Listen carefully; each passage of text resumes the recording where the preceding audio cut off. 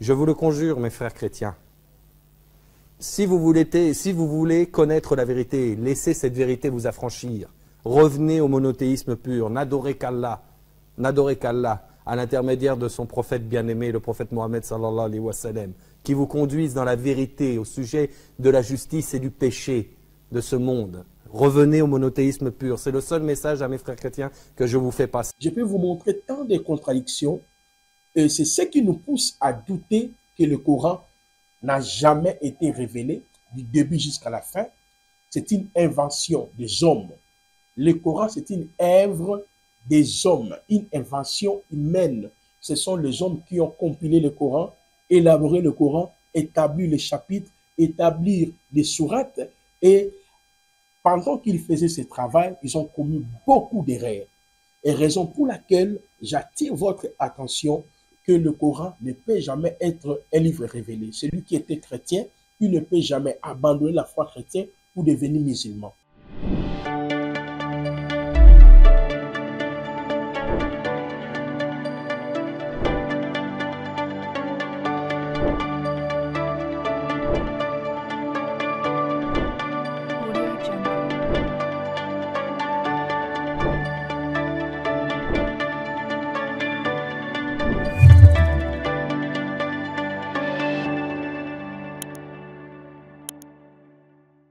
Salam alaikum, tout va bien, j'espère, shalom.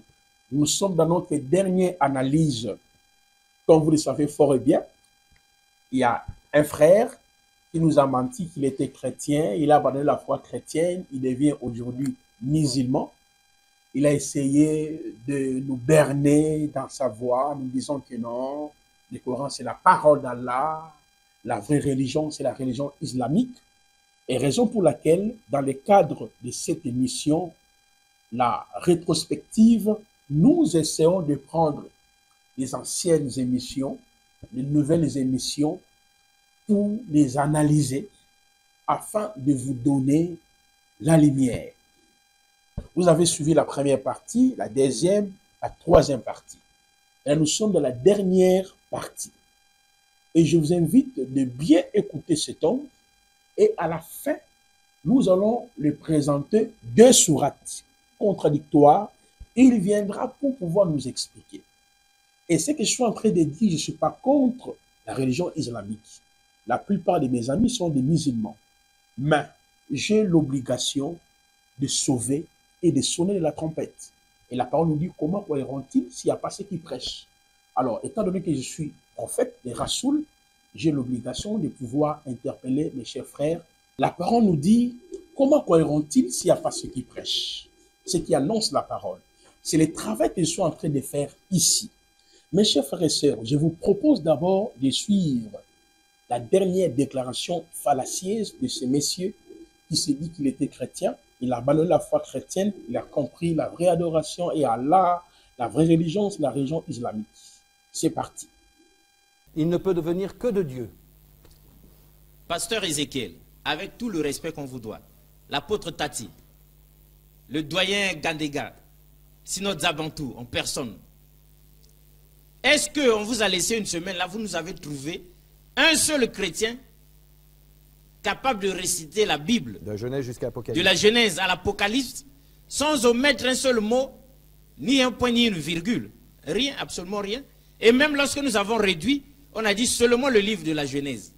Et même seulement les psaumes ou quoi, personne à l'horizon. D'où vient-il que le Coran soit l'unique, le seul et unique livre sacré du monde entier, capable d'être mémorisé par ses adeptes, de la première à la dernière syllabe, sinon du premier au dernier mot? Pourquoi personne d'autre n'arrive à faire ça? Et pourquoi, malgré la puissance du Saint-Esprit, aucun chrétien, aucun homme de Dieu n'en est capable? Une grande interrogation qui nous fait mal. Alors, quelqu'un vous pose cette question. Est-ce que vous êtes venu vous moquer de la foi des autres? Ou bien, Alors, ou bien des églises des autres? Écoutez, ou bien des religions des autres? Ou bien des croyances des Écoutez, autres? à mon âge- Est-ce que c'est une manière de fouler aux pieds À mon âge, à 31 ans. insolemment toutes les croyances des autres? Non. Ah. À mon âge, à 31 ans, au jour d'aujourd'hui, je suis marié, j'ai les enfants. Ma femme était chrétienne, elle est venue en islam, je ne l'ai jamais forcée. D'elle-même, vous nous aviez dit Elle ça. est venue d'elle-même, elle pourrait venir ici en témoigner. En témoigner si Ma l'occasion femme- se présente. Ma femme est congolaise locolayo, Aza congolaise locolayo. Ah, Kitoko. Donc voilà. Je ne me permettrai jamais de me moquer de quelqu'un.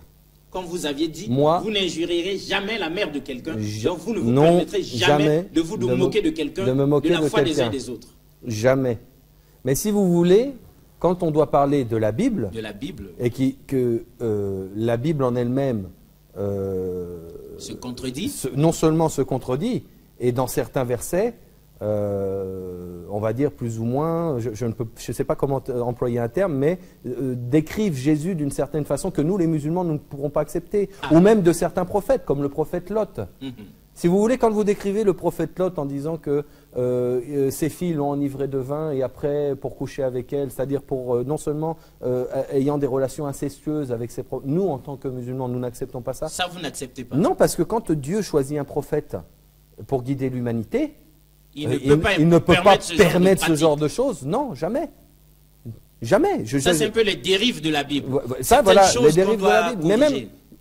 moi, si vous voulez, c'est pour ça que je vous dis que quand vous passez du christianisme à l'islam, À vous l'islam. êtes affranchi par la vérité. Vous voyez ce que je veux dire? La vérité dont parlait Jésus. Voilà. Celle qui devait affranchir. Vous connaîtrez la vérité et la vérité vous Vous affranchira. affranchira. Voilà, Ah. c'est cette vérité-là. C'est cette vérité Moi, qui je vous ne a peux- affranchi. voilà, je ne me permettrai jamais de me moquer de la religion, de quoi que ce soit. Dans le Coran, il est bien stipulé que Allah subhanahu wa ta'ala nous a dit nulle contrainte en religion. C'est-à-dire, on ne force personne à venir en islam.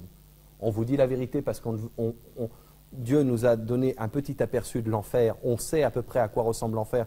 Ce que les chrétiens, eux, dans leur Bible, n'ont aucune définition de l'enfer Non. que nous avons. Nous avons quand même une légère définition de l'enfer en nous disant quand même que l'enfer, c'est un endroit où on ne voudrait certainement pas aller. Il y a même un hadith où le prophète Mohammed, sallallahu alayhi wa sallam, paix et bénédiction de Dieu sur lui, dit « Si vous aviez vu ce que j'ai vu, vous ririez peu, mais vous pleureriez beaucoup. » Ça veut dire ce que ça veut dire, si Ça vous veut dire ce voulez. que ça veut dire. Ça veut dire ce que ça Là, veut il dire. est Ça veut dire que avertisseur. quand il a vu l'enfer, c'est un lieu de tourment que vous ne pouvez même pas imaginer. Donc nous, comme nous,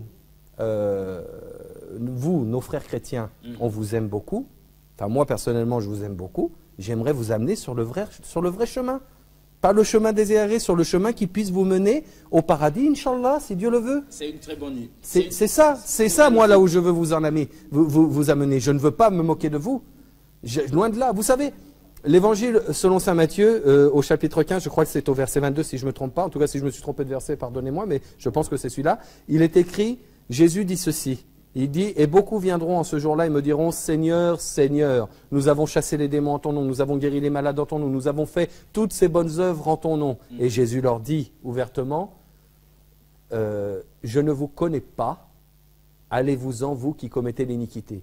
Mes frères, est-ce qu'il dira ça à nous les musulmans? Ah, certainement pas. Est-ce qu'il dira ça aux juifs? Non du tout. Est-ce qu'il dira ça aux bouddhistes? Non. Il dira ça aux hindous? Non. Il dira ça à qui, mon frère? Aux chrétiens. Bon.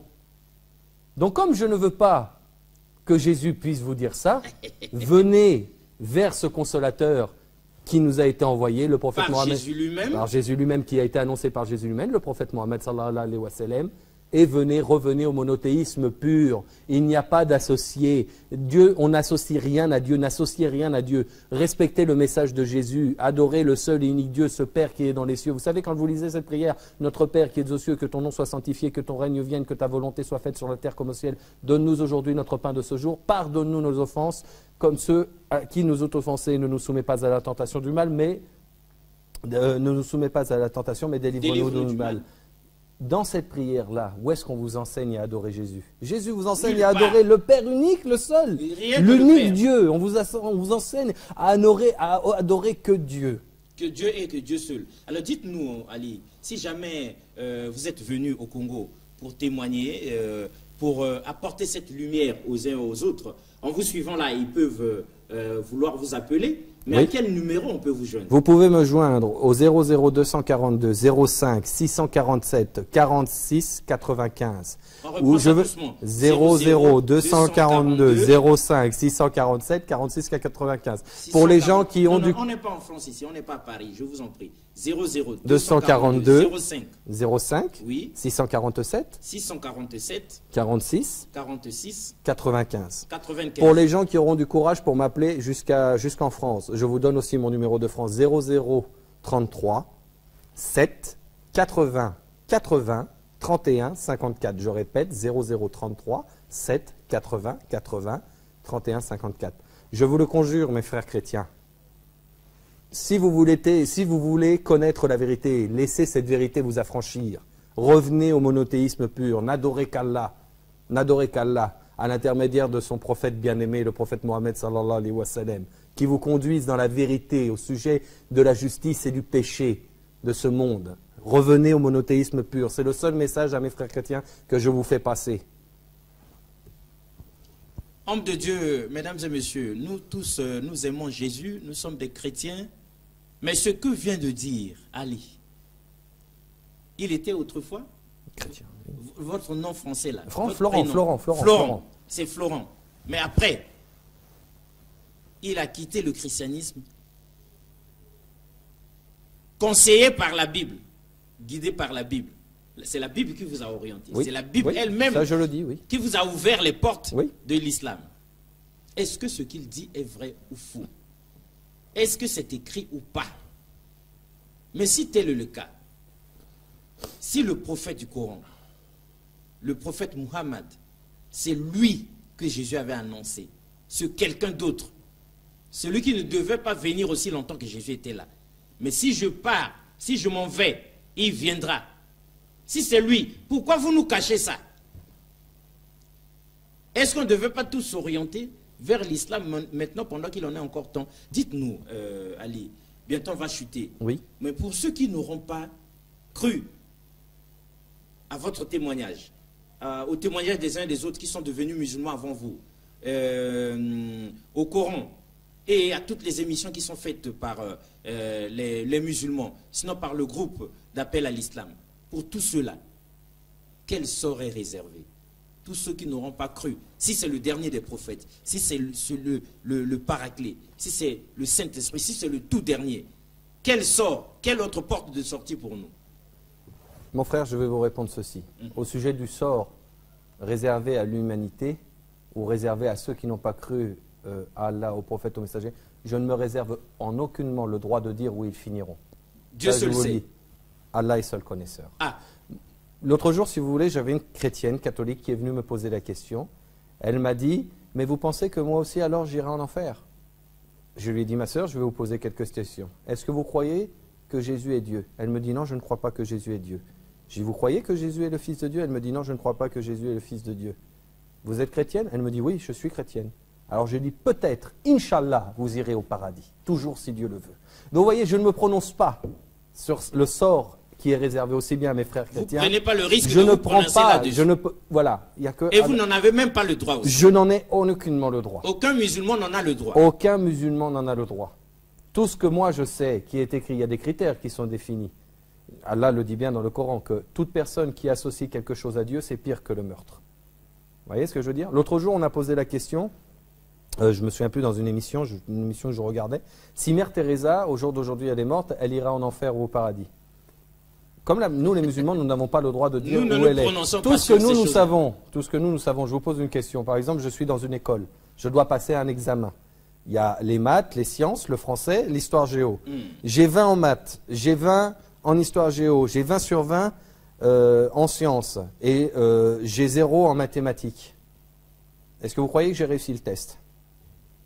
Ça peut être éliminatoire. Si vous avez un 0, vous avez raté le test, vous le savez. Voilà, c'est Ouais. tout ce que j'ai répondu au sujet, c'est tout ce que cette personne a répondu au Mère Teresa. Voilà, c'est tout. Il y a un test que vous devez réussir. Après, on est sur cette planète, sur cette terre-là, sur la terre où laquelle on est, que Allah subhanahu wa ta'ala a créé pour nous. On a un test à réussir. On a un test. Regardez, demain je suis médecin, je fonde une école de médecine. Il y a beaucoup de gens qui vont arriver en masse. Ils vont s'inscrire à l'école. Est-ce que tout le monde va réussir à l'examen? Ah non, c'est pas pour autant.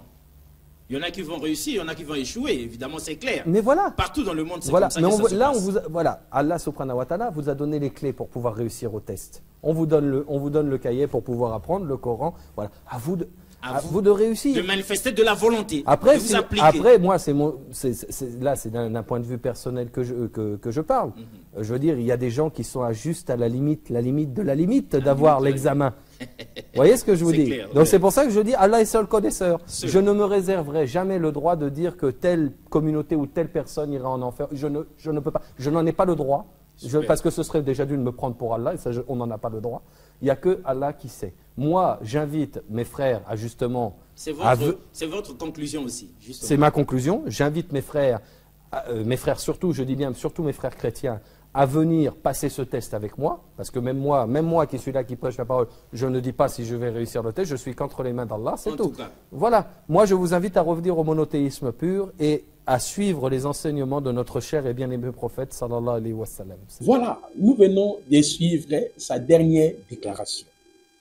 Alors, pour ne pas aller loin, comme je l'ai fait dans la première, deuxième, troisième partie, nous allons lire ces deux sourates. Il y a la sourate 17, le verset 16e, la sourate 7, le verset 33. Nous allons pouvoir commencer dans la sourate 7, le verset 33.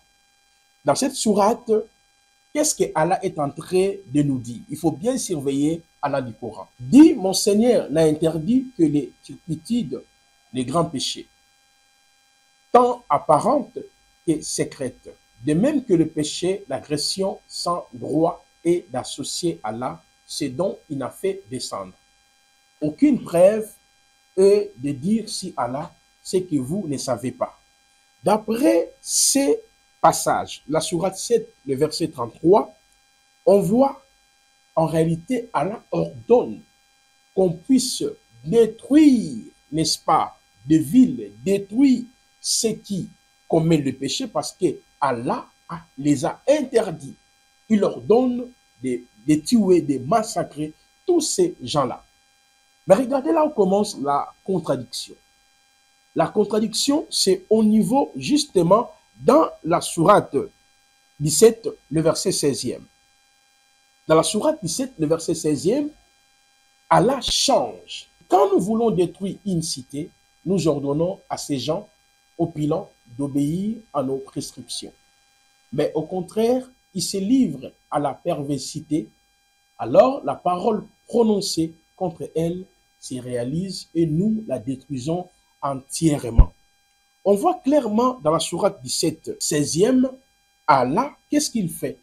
Allah a interdit de faire le mal. Il commence d'abord à avertir. Mais dans la sourate 7, le verset 33, Allah tue, détruit, sans même avertir les gens. C'est ce qui démontre que le Coran ne peut pas être un livre cohérent, un livre révélé. Il y a des contradictions à mêler. À chaque fois qu'Allah essaye de nous relater une histoire, il finit toujours à se contredire. C'est ce que je vous ai dit. Je peux vous montrer tant de contradictions. Et c'est ce qui nous pousse à douter que le Coran n'a jamais été révélé du début jusqu'à la fin. C'est une invention des hommes. Le Coran, c'est une œuvre des hommes, une invention humaine. Ce sont les hommes qui ont compilé le Coran, élaboré le Coran, établi les chapitres, établi les sourates. Et pendant qu'ils faisaient ce travail, ils ont commis beaucoup d'erreurs. Et raison pour laquelle j'attire votre attention que le Coran ne peut jamais être un livre révélé. Celui qui était chrétien, il ne peut jamais abandonner la foi chrétienne pour devenir musulman. Voilà pourquoi, mes chers frères et sœurs, vous devez vivre dans la joie. Vous voyez, être des vrais. C'est alors, c'est clair, mes chers frères. Regardez la sourate 7, le verset 33, nous avons dit, Allah a interdit de faire le mal. Le turpitude, le péché, l'agression. Allah l'a interdit. Dans la sourate 17, le verset 16e, Allah ordonne de détruire des villes entières. Et nous la détruisons entièrement. Mais vous voyez la contradiction qui règne dans ces livres et quelqu'un qui vous dit, il a abandonné la foi chrétienne, il devient musulman, mais il n'a pas lu la sourate 7, le verset 33 et la sourate 17, le verset 16e.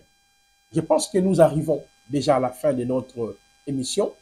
Baruch Ata Adonai Elohenu Melech Haolam Yehoshua, unique et véritable Hachem, Elohim du Vétéran testamentaire, manifesté dans les néo-testamentaires, Eloah, Elai Shaddai, Yahvé, Anoki, Yahvé, Vehen, Baldai, Moshia.